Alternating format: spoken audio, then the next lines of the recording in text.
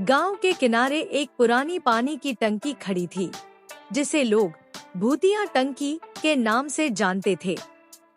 वह टंकी इतनी पुरानी थी कि उसकी दीवारों पर काई जम चुकी थी और लोहे की सीढ़ियां जंग खाकर लाल हो गई थी। दिन के समय भी वहां सन्नाटा पसरा रहता था, लेकिन रात होते ही उस जगह का माहौल पूरी तरह बदल जाता था। गांव के बुजुर्ग कहते थे कि कई साल पहले एक चौकीदार उस टंकी की निगरानी करते हुए रहस्यमय तरीके से गायब हो गया था। उसकी लाश कभी नहीं मिली। तभी से लोगों का मानना था कि उसकी आत्मा आज भी उस टंकी के आसपास भटकती है। एक रात गांव का 17 वर्षीय लड़का अर्जुन अपने दोस्तों की चुनौती स्वीकार करके उस टंकी के पास जाने निकल पड़ा। उसे भूत प्रेत की कहानियों पर विश्वास नहीं था। आधी रात का समय था। आसमान में काले बादल छाए हुए थे और ठंडी हवा पेड़ों की शाखाओं को हिला रही थी। अर्जुन हाथ में टॉर्च लिए धीरे धीरे टंकी की ओर बढ़ रहा था। जैसे जैसे वह पास पहुंचता गया, उसे एक अजीब बेचैनी महसूस होने लगी। आसपास का तापमान अचानक कम हो गया था और हवा में नमी के साथ एक अजीब सी बदबू घुली हुई थी। टंकी के नीचे पहुंचकर उसने अपनी टॉर्च ऊपर की ओर घुमाई। टंकी की ऊंचाई अंधेरे में और भी भयावह लग रही थी। तभी उसे ऊपर से किसी के धीरे धीरे चलने की आवाज सुनाई दी। ठक ठक ठक।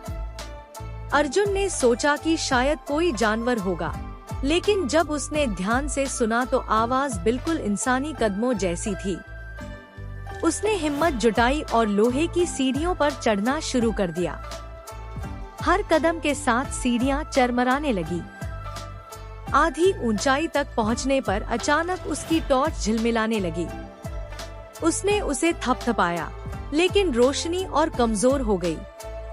तभी उसके कानों में किसी बूढ़े आदमी की फुसफुसाहट गूंजी, वापस चले जाओ। अर्जुन का दिल जोर जोर से धड़कने लगा। उसने पीछे देखा, लेकिन वहां कोई नहीं था। उसने खुद को समझाया कि यह उसका भ्रम होगा और आगे बढ़ता गया।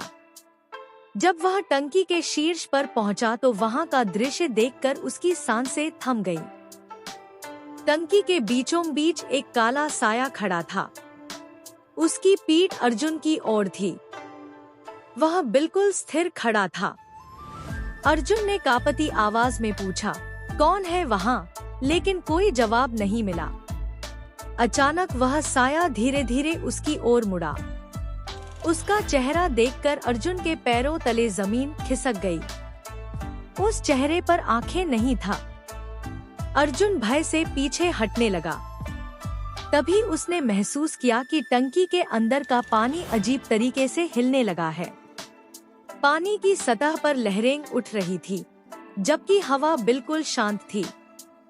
अगले ही पल पानी के अंदर से कई सफेद हाथ बाहर निकलने लगे। वे हाथ किसी डूबे हुए इंसानों के लग रहे थे। वे धीरे धीरे टंकी की दीवारों को पकड़कर ऊपर चढ़ने लगे। अर्जुन की चीख निकल गई। वह तेजी से सीढ़ियों की ओर भागा, लेकिन तभी किसी अदृश्य शक्ति ने उसका पैर पकड़ लिया। वह गिर पड़ा।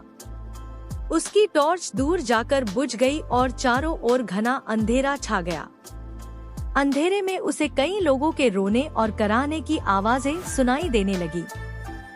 ऐसा लग रहा था मानो सैकड़ों आत्माएं एक साथ दर्द में चिल्ला रही हों। अर्जुन ने पूरी ताकत लगाकर अपने पैर को छुड़ाया और सीढ़ियों की ओर दौड़ पड़ा। नीचे उतरते समय उसे महसूस हुआ कि कोई उसके पीछे पीछे भाग रहा है। लोहे की सीढ़ियों पर कदमों की तेज आवाज गूंज रही थी। उसने पीछे मुड़कर देखने की हिम्मत नहीं की। जैसे ही वह जमीन पर पहुंचा, उसने पूरी ताकत से दौड़ना शुरू कर दिया।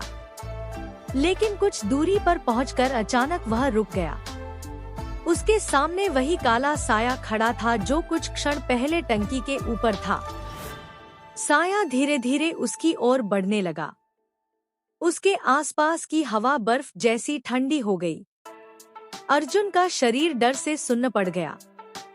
तभी आसमान में जोरदार बिजली चमकी। उस एक पल की रोशनी में अर्जुन ने देखा कि साये के पीछे दर्जनों भूतिया आकृतियां खड़ी थी। उनकी आंखें चमक रही थी और उनके चेहरे विकृत थे। बिजली की चमक खत्म होते ही वे सभी आकृतियां गायब हो गईं। अर्जुन बेहोश होकर जमीन पर गिर पड़ा।